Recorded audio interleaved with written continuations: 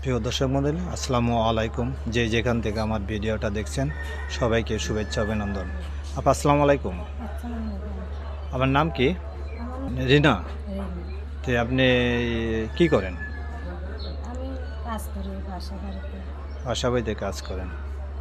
তো কে সংসারে কে আছে? সংসারে মা মা আছে, বাবা নাই, আপনি কি স্বামী আছে? স্বামী নাই। স্বামী নাই। আপনি কি বিবাহিত? কি বিয়ে হয়েছিল? বিয়ে হয়েছিল এক জায়গায়, তে 10-20 বছর। তে কেমন করে স্বামী চলে গেল? কি কারণে? স্বামী অনেক যন্ত্রণা দিয়ে চলে গেছে। এখন আমি তো অনেক কষ্টতে আছি, মা চালাতে পারে না, ও, স্বামী কি নেশা টেশা করতেন নাকি? নেশা করতো তো কাজ করতো না? না। তো আপনি যেখানে বিয়ে হয়েছিল সেখানে কি তার শ্বশুর শাশুড়ি ছিল না আপনার? আপনার থেকে না। ছিল। হুম। তে তারে কি বলতো না যে তুই বিয়ে করছো, তা তুই কাজকর্ম করস না কেন? না, বলেনি এটা। এটা বাবা বলেন না। মা ছিল না। তো এখন কি কি কারণে ভিডিওর সামনে আসলেন? এখন আছি আমি একটা স্বামীর জন্য। তে আপনি কি আপনি কি কোনো সন্তান আছে? সন্তান হয় নাই। তাহলে কতদিন সংসার করছেন? করছে 5-6 বছর সংসার করছে। 5-6 বছর হতে তার ভিতরে সংসার, ছেলে সন্তান, কোনো সন্তান হয়নি। না, জীবন নাই। তে আপনি তো সংসারে কি সব কাজ জানেন? সব কাজে জানি। কি কি কাজ করতে পারেন সংসারে? বাসা বাড়ি কাজ জানি, সেলাই কাজ জানি, সুতার কাজ জানি।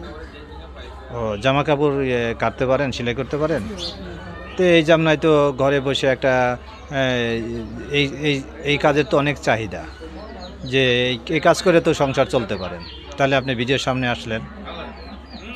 যে আমার অনেক কষ্ট হইতেছে দেখে আমি ভিডিওর সামনে আপ- আইছি। আপনার ধরেন যে যে এই যে আমি শুনতে পেলাম আপনার মুখে আপনি জামা কাপড় সব কিছু তৈরি করতে পারেন। তে তে তৈরি করতেছেন না কেন? এগুলি তো সংসার চলে। কাছে না মন মানুষ নাই, এখন একটা মানুষ স্বামী নাই, মাটাও গরিব। এই জন্য আমি করতে পারি না। যে আমার হেল্প করতো তার পাশে থাকতাম। যে আমার আপনি কি সেলাই মেশিন আছে? মেশিন নাই। আপনি বলেন। না, যে এখন আমার তো সেলাই মেশিন আছে নষ্ট।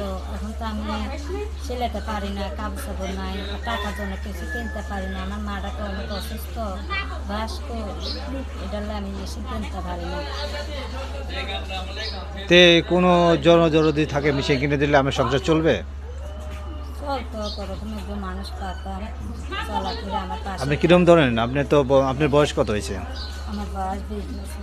20 বছর। তাহলে আপনি কিরম ধরনের ছেলে চাচ্ছেন? আমি যেরকম মানুষ সেরকম মানুষ। এই বয়স্করা করতে পারি না। আমার যে খাওয়াতে হবে ডাল ভাত দিবে, যেমন মাটারও দেখতে পাবে। আপনি চাকরিজীবী চাচ্ছেন না সংসারিক চাচ্ছেন? আমার সংসারই আছে। সংসারিক ছেলে চাচ্ছেন, জি, চাকরিজীবী চাচ্ছেন না? না। রিনার মুখ থেকে জানতে পারলেন উনি অনেক ভদ্র ফ্যামিলির ইয়ে, কারণ ওনার বাবাটা মারা গেছে, মা আছে, ওনার একটা বিয়ে হয়েছিল। তে হাজবেন্ড অনেক জ্বালা যন্ত্রণা করতো, নেশা করতো, কোনো কাজকর্ম করতো না। এই যুগের মেয়েরা তো জানেন যে জামাই যে কাজ করে তো অনেক সুখে শান্তিতে থাকা যায়, আর জামাই যে না কাজ করে সে সুখে শান্তিতে থাকা না। তার ডিভোর্স হয়ে গেছে, উনি চাচ্ছে যে চিরজীবনে একা থাকা যাবে না, কিন্তু একজন সঙ্গী অবশ্যই প্রয়োজন আছে।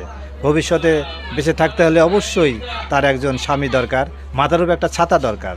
এই জন্য তাই উনি এমন ধরনের একটা ছেলে চাচ্ছে, উনি সাংসারিক ছেলে চাচ্ছে, যে বয়স হোক অথবা ইয়ে হোক, ওনারে চালাতে পারবে, উনি সংসারে সবই কাজ জানে। তাই ওনার দিকে একটু নজর দিবেন, উনি একটু ভালো। তাই দেখা গেল আপনার সাথে যোগাযোগ করলে কিভাবে যোগাযোগ করবে? মোবাইল নাম্বার আছে? নাম্বার আছে। দেন, নাম্বারটা বলতে পারবেন? নাম্বারটা তো বলতে। তাই নাম্বারটা দেন, আমরা তার নাম্বারটা স্ক্রিনে দেবো, অবশ্যই ওনার সাথে যোগাযোগ করবেন। আচ্ছা। তা আপনার দেশের বাড়ি কোথায়? আমার দেশের বাড়ি কক্সবাজার। কক্সবাজার।